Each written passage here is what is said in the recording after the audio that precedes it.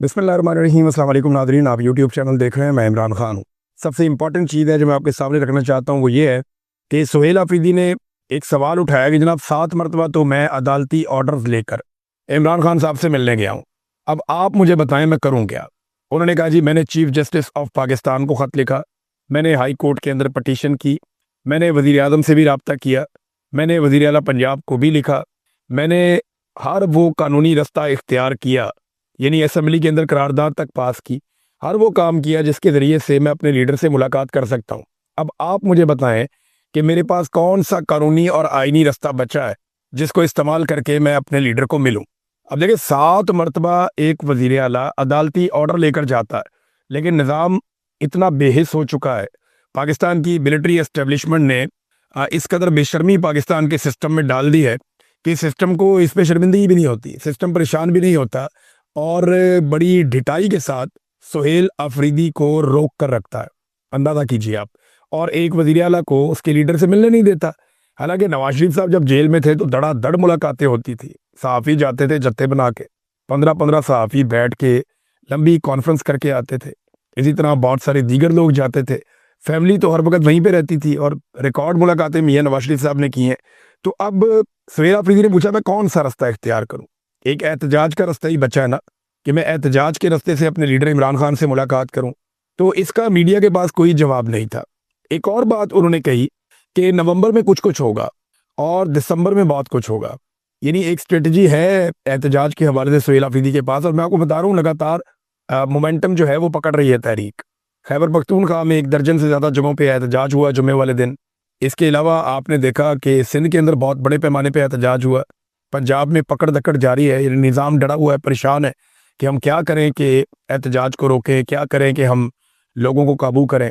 तो वहाँ पे भी लोग काबू नहीं आ रहे, पंजाब में भी, और बड़े पैमाने पे गिरफ्तारियां करनी पड़ रही हैं लोगों को। 3 MPO के तहत गिरफ्तार करना पड़ रहा है, उन्हें कैद में रखना पड़ रहा है, और DCs लगातार ये ऑर्डर्स जारी करते जा रहे हैं। तो जब आप इन सारी चीज़ों को प्लस माइनस करके देखते हैं तो एक मोमेंटम बन रहा है एहतजाज का। आसिम मुनीर साहब की जो तवज्जो है वो इस्तिस्ना पे और एक्सटेंशन पे है, ये हम सब जानते हैं, लेकिन सूरत-ए-हाल ये रहेगी नहीं, ये सूरत-ए-हाल तब्दील होगी। और हर काम करने के बाद एस्टेब्लिशमेंट को ये लगता है कि वो पहले से ज़्यादा महफूज हो गए हैं, लेकिन हर मरतबा पता चलता है कि अभी मज़ीद कुछ मुश्किलात हैं जिनका इन्हें सामना करना पड़ेगा। 26 नवंबर को क्योंकि 1 साल होने वाला है और आज मुख्तलिफ जगहों पर एहतजाज भी हो रहा है, बरतानिया समेत दुनिया के कई मुल्कों में आज एहतजाज होगा क्योंकि एतवार का दिन है, और कुछ एहतजाज जो है वो अगले एतवार को किए जाएंगे। पाकिस्तान तहरीक इंसाफ का जो ऑफिशियल मीडिया है उन्होंने सानिया डी चौक की जितनी भी इंटरनेशनल मीडिया ने कवरेजेस की थी वो सारी की सारी कवरेज उठाकर डाल दी है, और पाकिस्तानी मीडिया तो कवर कर नहीं सका था। वैसे भी पाकिस्तानी मीडिया की हालत इतनी पतली हो गई कि कोई भी खबर पाकिस्तानी मीडिया अपनी मर्जी से दे ही नहीं सकता, जो मर्जी कर ले। पाकिस्तानी मीडिया बार बार सोचता है कि वो खबर दे दे, वो बार बार सोचता है कि कुछ ना कुछ तो किया जाए। हम मीडिया के लोग हैं, हमारा राब्ता रहता है पाकिस्तान के अंदर, जितने भी हमारे साथी हैं जो न्यूज़ रूम में बैठते हैं तो वो ये बताते हैं कि हम बहुत बेबस हैं। इससे पहले हम कभी भी इतने बेबस नहीं थे जितने बेबस हम आज हैं। ये पाकिस्तानी मीडिया की हालत हो चुकी है बदकिस्मती से पाकिस्तान में। यानी वो मीडिया जो एक घड़ी के ऊपर मैराथन ट्रांसमिशंस करता था, 18 प्रोग्राम एक एक एंकर ने कर दिए, 2 महीने प्रोग्राम ही इसके ऊपर चले एक घड़ी के ऊपर। तो एक घड़ी के ऊपर जनाब बैठ के वो एक एंकर था, वो तो घड़ी को चूम चूम के जो है वो वीडियोस बना रहा था। एक एंकर है वो ये कह रहा था जनाब ये तो मजहबी बहुत बड़ा प्रॉब्लम हो गया, कोई कुछ कह रहा था, कोई कुछ कह रहा था, कोई कह रहा था सऊदी अरब नाराज हो गया। सारों की अपनी अपनी कहानी थी। वो जो सारा मीडिया एक घड़ी के ऊपर बार बार प्रोग्राम कर रहा था ना, वो सारा मीडिया अब 5300 अरब रुपए के ऊपर कोई प्रोग्राम नहीं कर रहा। IMF की रिपोर्ट आई है, पाकिस्तानी हुकूमत के आदादोशुमार है कि 5300 अरब रुपया पाकिस्तान में करप्शन की नज़र हुआ है, और रिकवरी डाली हुई है इन्होंने। अब वो रिकवर हुआ अगर वो पैसा, तो वो गया कहाँ पे, किसके पास गया, किसकी जेब में गया? यानी कौमी खजाने में तो जमा नहीं हुआ। ऐसा कोई रिकॉर्ड अवेलेबल है तो हुकूमत शेयर करे कि वो पैसा कौमी खजाने में जमा हुआ है। अभी तक तो हुकूमत ने ऐसा कोई शेयर नहीं किया।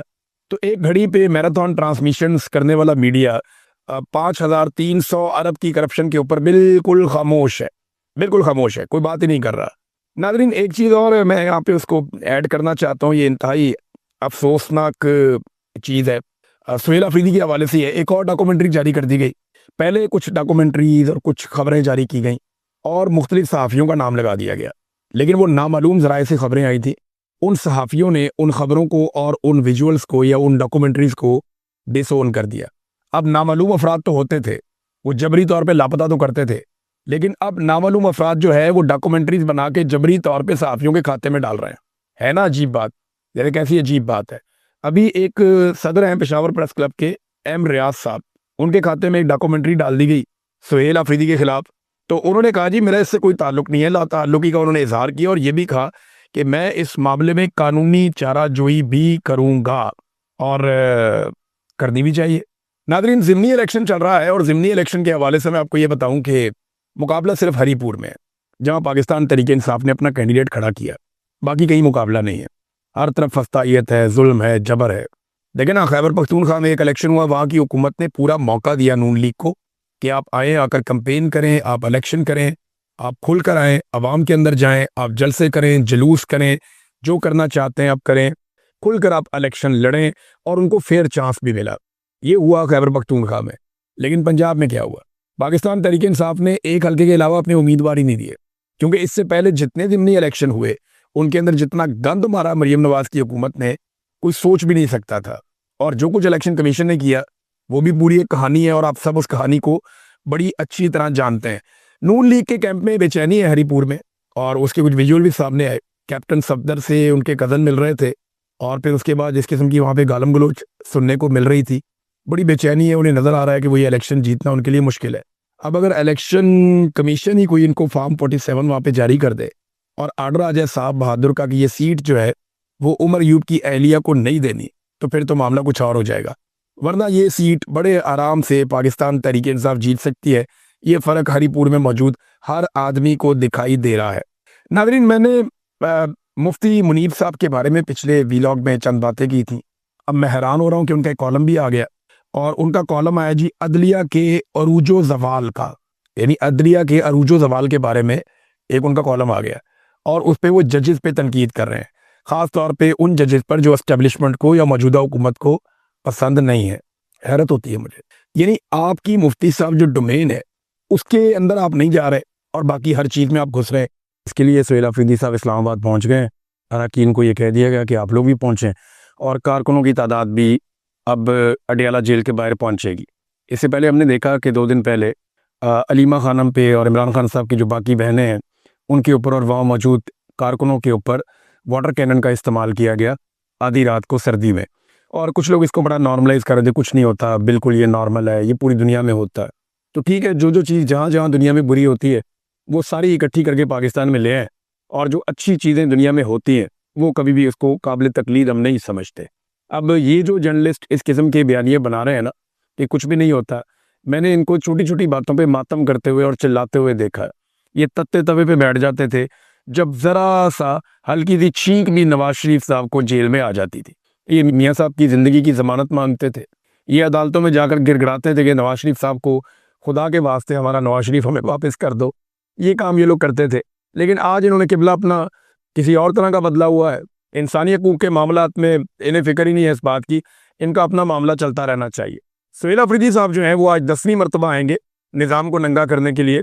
ایسا لگتا تو نہیں ہے کہ ملاقات کروائی جائے، لیکن اگر ملاقات کروا دے تو اس سے فرق کوئی نہیں پڑتا، کیونکہ اب عاصم منیر صاحب استثنا بھی لے چکے ہیں۔ عاصم منیر صاحب اپنے سارے معاملات کر چکے ہیں، انہیں ایسا کوئی خطرہ بھی نہیں ہے، اور وہ DGI/SPR کی ایک بڑی دبنگ قسم کی ایک پریس کانفرنس بھی کروا چکے ہیں۔ تو اب ملاقات ہونے دیں، اس سے کوئی فرق نہیں پڑتا، لیکن میرے خیال میں یہ ضد کا معاملہ ہے، ورنہ عمران خان کی بیوی کی تو ملاقات کم سے کم کروا دیتے، ان کی اہلیہ کی ملاقات بھی نہیں کروا رہے۔ بہرحال سہیل آفریدی کا اور چند اور لوگوں کا نام دیا گیا ہے، وہ آج 10ویں مرتبہ اس نظام کے کپڑے اتارنے آئیں گے۔ تو نظام جو ہے وہ ہر دفعہ اپنا ایک کپڑا خود ہی اتار کے ان کے قدموں میں پھینک دیتا ہے۔ یہ حالات ہو گئے ہیں، اور یہ سیاستدان جو آج یہ سارا ماحول انجوائے کر رہے ہیں نا، بلاول سمیت، بلاول صاحب کل دوبارہ آئے سامنے۔ بلاول زرداری نے لاہور کے اندر کچھ ایکٹیویٹیز کی ہیں، اور اس کے بعد کہا جی PTI جو ہے دہشت گردوں کی طرح بہیو کرتی ہے، تو ان کے اوپر پابندی رکھنی چاہیے۔ بلاول صاحب، کراچی میں اسلحہ کون بانٹتا تھا؟ آپ کا وزیر داخلہ۔ گینگ وار کون کرتا تھا؟ پاکستان پیپلز پارٹی۔ ابھی انڈیا نے ایک مووی بھی بنائی ہے وہ رحمان ڈکیت کے اوپر، یہ کس کا آدمی تھا؟ میر بھٹو کی گاڑی چلاتا تھا نا، یاد ہے آپ کو؟ بلاول، آپ کو میں یاد دلاتا ہوں، یہ مرزا صاحب کیا گل کھلا رہے تھے، رحمان ڈکیت کیا کر رہا تھا، عزیر بلوچ کس کا ساتھی ہے، یہ جو کراچی کے اندر ایک انڈر ورلڈ پورا کام کرتا تھا، کس کے لیے کام کرتا تھا، خالد شہنشاہ کیوں قتل ہوا تھا اور اس کے کن کے ساتھ تعلقات تھے. تو بلاول زرداری صاحب دہشت گرد کون ہے اور کون اسلحہ اور بندوق استعمال کرتا ہے، ساری دنیا کو پتہ ہے. الذوالفقار کس کی تھی، یہ بھی ساری دنیا کو پتہ ہے. آپ ہی کی فیملی نے بنائی تھی نا الذوالفقار. کیا کارنامے انہوں نے کیے تھے؟ کیا پاکستان تحریک انصاف نے آج تک بندوق اٹھائی؟ احتجاج انہوں نے ضرور کیا، احتجاج کیا، مقابلہ کیا. ایک آدمی آپ ایسا نہیں دکھا سکتے جس کو پاکستان تحریک انصاف نے گولیاں ماری ہیں، یا کسی احتجاج میں انہوں نے گولیاں چلا دی، یا کہیں پہ انہوں نے حملہ کر دیا. احتجاج کرنے وہ ضرور گئے. کہیں پہ لوگ، جب احتجاج کرنے والوں پہ گولی چلتی ہے، آنسو گیس چلتی ہے، تو لوگ ریٹیلیٹ کرتے ہیں بعض اوقات، لیکن گولی کسی نے نہیں چلائی. یہ ترہ امتیاز جو ہے یہ پیپلز پارٹی کو تو حاصل ہے، ایم کیو ایم کو بھی حاصل ہے، کئی اور جماعتوں کو حاصل ہے. تحریک لبیک والوں نے بھی کافی مار کٹائی کی ہے، لیکن پی ٹی آئی نے وہ نہیں کیا. تو بلاول نہ بتائیں دنیا کو کہ دہشت گردی کیا ہوتی ہے اور دہشت گرد کس طرح کے ہوتے ہیں. ان کا تو یہ بنتا ہی نہیں ہے بتانا.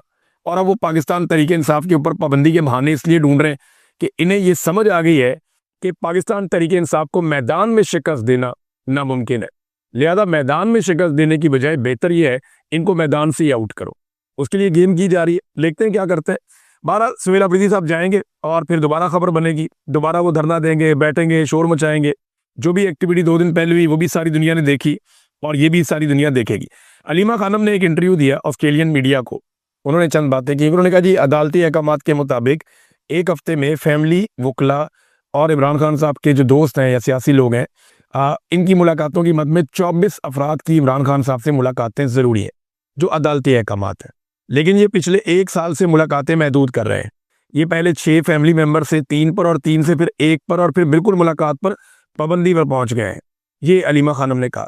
انہوں نے کہا ان کے لیے مسئلہ یہ ہے کہ عمران خان اس وقت 85 سے 90% تک عوام کی آواز ہے، اور 11 دسمبر کو انسداد دہشت گردی کی عدالت میں پیش ہو رہی ہوں، یعنی آج کے دن، اور چارج ہو کر شاید سزا کی طرف یہ مقدمہ جا رہا ہے.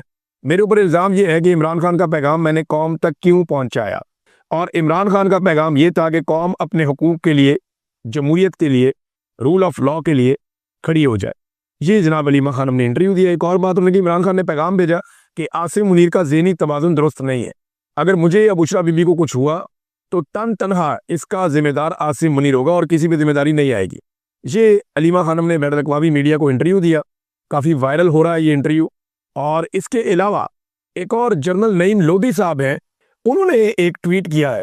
آپ ذرا اس کے اوپر غور کریں تو آپ کو اندازہ ہو جائے گا کہ کتنی سمپلی انہوں نے وہ ساری چیزیں قوم کے سامنے رکھ دی ہیں جو اتنے لمبے عرصے سے اسٹیبلشمنٹ کو سمجھ نہیں آ رہی. اب یہ ریٹائرڈ جرنیل ہے، یہ کہتے ہیں آج اگر آپ ڈپلومیسی ڈپلومیٹس کے حوالے کر دیں، معیشت اکانومسٹ کے حوالے کر دیں، سیاستدانوں کے حوالے کر دیں، بات چیت قبائلی بڑوں اور سیاستدانوں کے حوالے کر دیں، اور اپنے کام پر توجہ مرکوز کریں، اگر 6 ماہ میں سب ٹھیک نہ ہو جائے تو آپ کہیے گا. یہ تو 6 ماہ کہہ رہے ہیں نا، 4 ماہ میں سب ٹھیک ہو جائے گا. آج ملٹری اسٹیبلشمنٹ اس میں سے نکل جائے، یہ جو کھیل وہ کھیل رہے ہیں کھیلنا بند کر دیں، سیاستدانوں کو سیاست کرنے دیں اور مذاکرات کا رستہ کھولیں اور چیزوں کو چلنے دیں. ڈپلومیسی جو ہے ڈپلومیٹس کریں نا، معیشت کو چلانے کے لیے اکانومسٹ آگے آئے، نہ کہ یہ خود اپنا دماغ وہاں پہ لگائیں. تجربہ ہی نہیں ہے اس کے اندر ان کا، یہ کر ہی نہیں سکتے. جو ساری زندگی تربیت لی ہے لڑنے کی، ٹھیک کرنے چل پڑتے ہیں معیشت کو، تو معیشت کیسے ٹھیک ہوگی؟ وہ تو نہیں ہو سکتی. تو یہ ناظرین جنرل لودھی صاحب نے کہا ہے، لیکن انہیں کسی کی بھی بات ابھی سمجھ نہیں آ رہی. تو بات ان کو جب سمجھ آئے گی تو پھر ایک مثال ان پہ سچ ثابت ہو جائے گی کہ اب پچھتائے کیا جب چڑیاں چگ گئیں کھیت. ناظرین نون لیگ نے خیبر پختونخوا اسمبلی میں نواز شریف کا فوٹو نہیں اٹھایا، شہباز شریف کا فوٹو نہیں اٹھایا. یعنی پی ٹی آئی جہاں جاتی ہے عمران خان کا فوٹو اٹھاتی ہے نا، یاسمین راشد کا کسی پولیٹیکل لیڈر کا فوٹو اٹھاتی ہے. لیکن یہاں نون لیگ نے خیبر پختونخوا کی اسمبلی میں نواز شریف کا نہیں، شہباز شریف کا نہیں، مریم نواز کا نہیں، بلاول کا نہیں، کیپٹن صفدر کا نہیں، اس کے بیٹے کا نہیں، اس کی بیٹی کا نہیں، کسی کا فوٹو نہیں اٹھایا. بلکہ